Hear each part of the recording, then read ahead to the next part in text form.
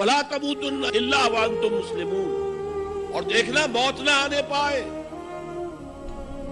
مگر فرما برداری کی حالت۔ یہاں پر بھی عام طور پر ترجمہ کر دیتے مسلم ہونے کی حالت میں۔ مسلم تو ہم گناہ کر رہے ہیں تب بھی مسلم ہے، گناہ سے پہلے بھی مسلم ہے، گناہ کے بعد بھی مسلم ہے، یہ نہیں ہے مطلب۔ فرما برداری مسلم کے اصل معنی کیا ہے؟ موت نافرمانی کی حالت میں کہیں نہ آ جائے تمہیں، وہ کوئی ضمانت تمہارے پاس نہیں ہے کہ تم کسی گناہ کا ارتکاب کر بھی چکو گے، پھر تمہیں توبہ کا وقت بھی مل جائے گا، پھر موت آئے گی، اس سے پہلے موت نہیں آ سکتی۔